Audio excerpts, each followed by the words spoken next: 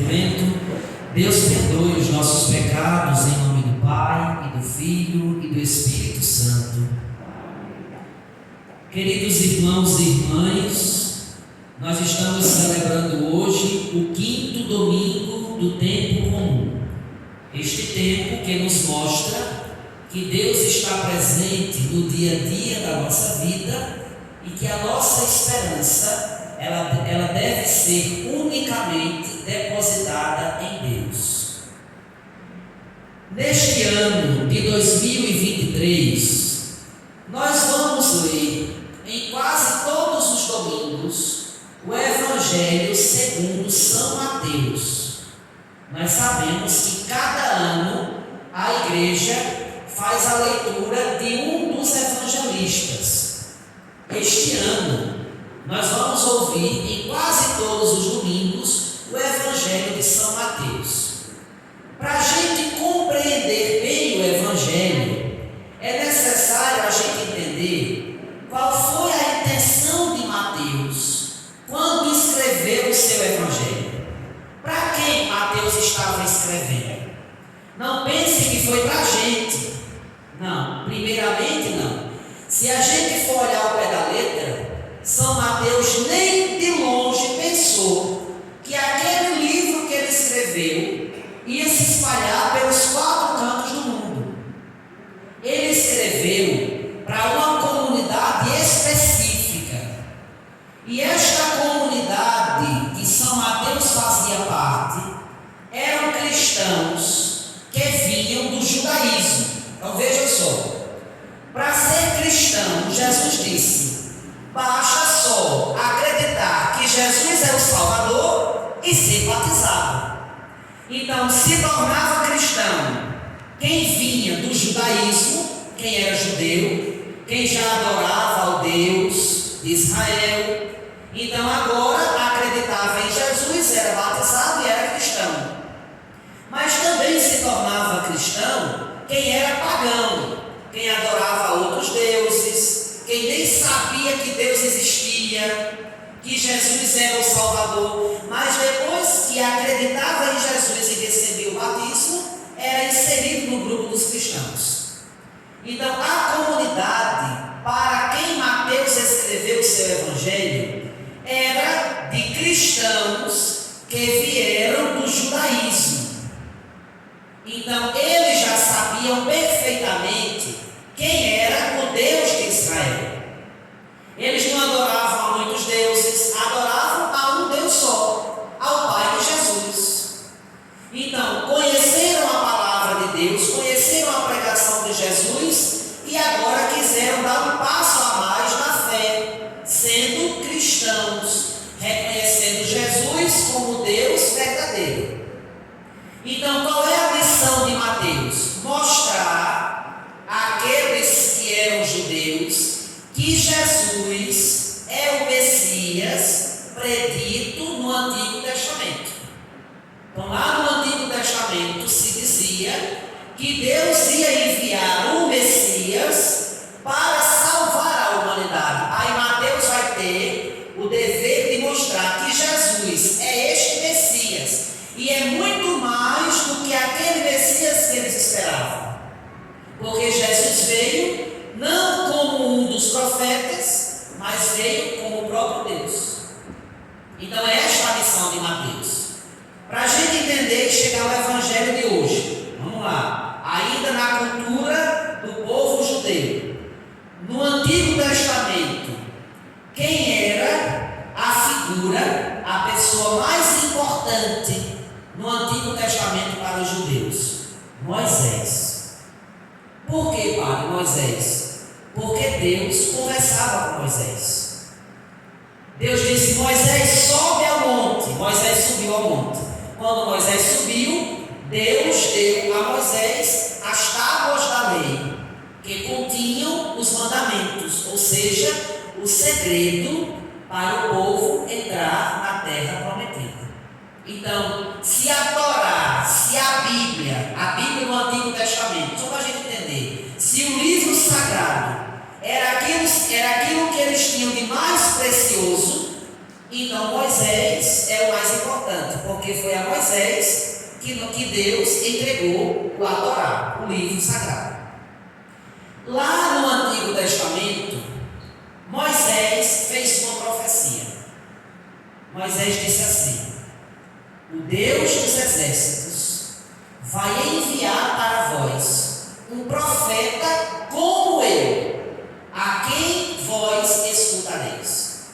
Então veja, o Deus de Israel, o Deus dos exércitos, vai enviar um profeta como eu, a quem vós escutareis. Qual é a missão de Mateus? Mostrar a eles que Jesus é este que Moisés anunciou. Então, Jesus é o novo Moisés. Se Moisés é importante, porque foi a ele que Deus entregou a lei, Jesus é muito mais importante, porque ele é a lei. E ele veio escrever um novo mandamento, dessa vez não escrito em tábuas, em pedras, mas agora escrito no nosso coração. Então Mateus vai mostrar no Evangelho que Jesus é o novo Moisés, mas que ele é mais do que Moisés. Por isso, veja, Moisés recebe as tábuas da lei no alto de um monte. No Evangelho de domingo passado, vocês lembram como iniciou? Jesus subiu ao monte e os discípulos se aproximaram dele. Olha Mateus mostrando que Jesus é o novo Moisés. E é de cima do monte que Jesus agora, como perfeito Moisés, vai mostrar ao povo o caminho da felicidade plena.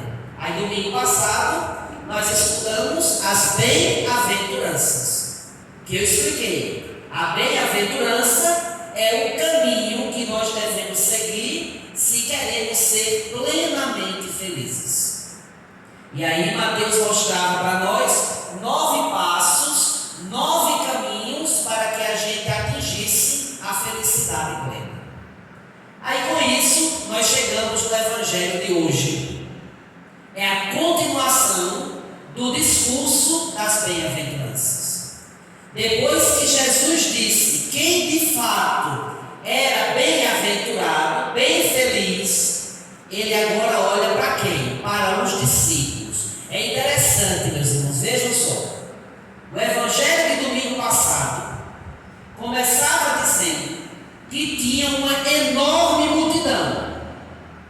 Mas quando Jesus subiu ao monte, apenas os discípulos subiram com ele. Então veja, não é todo mundo que quer escutar Jesus. Não é todo mundo que quer ser discípulo. Mas quem quer ser discípulo não fica com a multidão. Segue Jesus para escutar Jesus de perto. Então, Jesus agora olha para os discípulos e diz assim: vós sois o sal da terra. Jesus agora faz uma comparação. Então, para a gente entender o que ele queria dizer com os discípulos, vamos entender qual é então a importância do sal. Qual é a importância do sal? Primeiramente, o sal dá sabor. Veja, alguém pode dizer assim: não, padre, mas hoje eu como sem sal. Mas porque está com a pressão alta, porque tem problema de rins. E não diga a mim que comida sem sal é boa, porque não é. Quando eu era criança, quando eu tinha 9 anos, eu peguei uma bactéria no rins e passei 6 meses sem tocar em sal. Chorava todo dia, porque via todo mundo comendo ali aquela comida gostosa. E a pior coisa é feijão sem sal, amarga. E minha mãe ainda me fazia comer fígado de galinha sem sal todo dia, né? Então, para o ferro no sangue é horrível. Então veja como o sal, uma coisa simples, tem uma importância na nossa vida. O sal dá sabor. Então Jesus diz: vós sois o sal da terra. Olha a nossa importância. Nós estamos no mundo para quê? Para dar o sabor à terra. que o sal verdadeiro é Jesus. Então nós no mundo somos aqueles que levamos o gosto, Jesus, o sabor para este mundo. A cada dia que passa, o mundo vai perdendo o sabor, vai perdendo a graça, vai se tornando insosso. Mas por quê? Porque os cristãos hoje não sabem mais sua missão. Então a primeira coisa, o sal dá sabor. Nós somos cristãos para dar sabor à nossa vida. Nossa vida tem que ter sentido. Na nossa casa, na nossa comunidade, no nosso trabalho, na escola, na faculdade, na cidade, aonde nós chegarmos, nós devemos ser o sal, ser o tempero, aquilo que dá sabor. Qual é outra característica do sal? Os mais antigos aqui sabem. Eu ainda peguei esse tempo. Quando eu ia para o sítio, não tinha geladeira no sítio. O que era que meus avós faziam? Colocava sal na carne, pendurava a carne em cima do fogo de lenha e ali ela durava óleo. Tempos e tempos. O sal, ele conserva o alimento para que o alimento não se estrague. Veja, até hoje, se a gente pegar qualquer alimento enlatado, pode olhar na composição, nem que seja um pouquinho, mas tem sal nele, para conservar. Então o sal, ele conserva o alimento, para quê? Para que ele não apodreça. Faça o teste. Salgue a carne e bote na geladeira. Ela vai durar. Mas se você colocar a carne em cima sem salgar, ela vai ficar sentida, como se chama. Não é? Então veja, o sal, ele conserva o alimento para que ele não apodreça. Olha a nossa missão no mundo: conservar a palavra de Deus para que a humanidade não apodreça. Esta é a nossa missão. Nós não podemos entrar na vida das pessoas para estragar as pessoas, para apodrecer. Eu sou sal, eu sou aquela coisa importante para que a carne, para que a pessoa, para que a comunidade onde eu estou, para que o grupo onde eu estou não apodreça.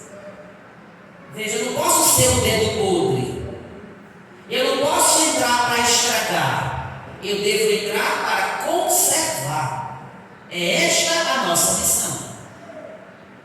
Depois, uma terceira característica do sal: o sal é precioso. Hoje em dia é fácil, claro, por conta da ciência, por conta da tecnologia, a gente facilmente, com poucos centavos, em qualquer venda, compra 1 quilo de sal. Antigamente, pensa que era assim. Não era não, viu? Era muito raro alguém ter sal em casa. Só quem trabalhava muito para conseguir o sal. Tanto é que, olha, quando chega no início do mês ou no fim do mês, quem trabalha ou quem é aposentado vai receber um salário. Salário vem de sal. Acho que vocês não tinham pensado nisso. Salário vem de sal. Antigamente as pessoas trabalhavam para receber 1 quilo de sal. O sal era uma coisa valiosa, era uma coisa preciosa. Então, chegar na casa de alguém e a comida tivesse salgada, tivesse com sal, Ave Maria, a pessoa era rica ou então trabalhou muito para conquistar uma saca de sal. Então, por isso que daí vem a palavra salário, porque o sal tem valor, o sal é algo precioso. Então, Jesus está dizendo: vós sois o sal da terra. A gente está nesse mundo para ser precioso, para ser o sal. Nós temos valor. Deus não nos colocou no mundo para a gente se estragar.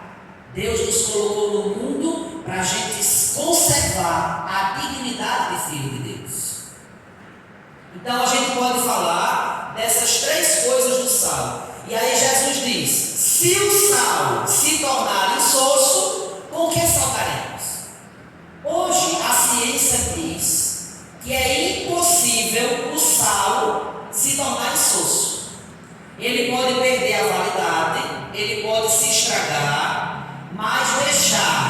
ser salgado, ele não deixa. Quando a gente aplica isso para a nossa vida, quando é que a gente pode se estragar? Tem um jeito de eu estragar o sal: eu contaminar ele. Se eu pegar a terra e colocar dentro do sal, ele não vai prestar mais para ir para o feijão. Ele se estragou. Então, se eu quero estragar o sal, eu devo contaminar ele com aquilo que eu tenho fora. Então, a nossa vida também é assim. Nós já temos o sabor que é Jesus, mas nossa vida pode se estragar. Quando e como? Se a gente permitir se contaminar com as coisas que o mundo oferece. Aí eu não vou ter mais sabor. Aí quando eu chegar, eu não vou mais levar o sabor de Deus para as pessoas. Por quê? Porque eu estou contaminado com o mundo. Então Jesus diz: se o sal se tornar insosso, com que salgaremos? Ele não servirá para mais nada. Então o cristão que não é mais no mundo sabor, que não é mais sinal de Deus, que é mundano, serve para quê? Para nada. Não servimos mais para nada. Então nós devemos ter cuidado para que a única coisa que dê sentido e que dê sabor à nossa vida seja Jesus. E aí ele diz: senão não servirá para mais nada, a não ser para ser jogado fora e ser pisado pelos homens. Veja, então nossa dignidade, nós temos um porquê e um para que ele está no mundo. Eu estou no mundo para ser o sal. Às vezes a gente pergunta assim: por que Deus me colocou nessa família? Para ser o sal. É você. A mudança deve começar por você. E aí ele continua: vós sois a luz do mundo. Aqui é interessante, porque lá no Evangelho de São João, Jesus disse: eu sou a luz do mundo. Quem me segue não andará nas trevas, mas terá a luz da vida. Agora em Mateus, Jesus diz: vós sois a luz do mundo. Olha a nossa missão. A nossa missão neste mundo é a mesma missão de Jesus. Quando eu chego num lugar, eu devo iluminar. Eu devo estar tão cheio de Jesus que quando eu chegar num ambiente escuro de trevas, eu ilumino o ambiente. E aí Jesus diz: olha, ninguém acende uma lâmpada e a coloca debaixo de uma vasilha, debaixo do candeeiro. Quando falta energia de noite, a gente acende uma vela. E ninguém é doido de colocar a vela debaixo da mesa. Ou então acender e pegar uma bacia e colocar em cima da vela. Só quem não tem bom juízo fazer isso, não vai servir de nada. Mas o que é que a gente faz? Acende a vela e coloca a vela no lugar mais alto. Porque quanto mais alto ela estiver, mais ela vai iluminar o ambiente. Então nós somos esta luz. Quanto mais alto, quanto mais perto de Deus nós estivermos, mais nós vamos resplandecer a luz dele em qualquer lugar que a gente estiver. Nós somos sal da terra, nós somos a luz do mundo. Veja, e aí Jesus diz assim: do jeito que a luz ilumina a casa inteira, assim também brilha a vossa luz diante dos homens, para que vejam as vossas boas obras e louvem o vosso Pai que está nos céus. Aqui tem diferença, veja. Tem gente que faz uma obra para aparecer. Se eu dou esse livro na igreja, o padre tem que dizer no microfone quem foi que deu, a hora que deu, e ainda tem que chamar a pessoa para frente para mostrar quem foi a pessoa que deu. Tem gente que é assim. Tem gente que, se o padre não fizer isso, não doa mais nada para a igreja. Então isso é na igreja, isso é quando a gente dá esmola, isso é quando a gente faz uma caridade. Tem gente que só faz para aparecer. Não é disso que Jesus está falando. Mas Jesus está dizendo assim: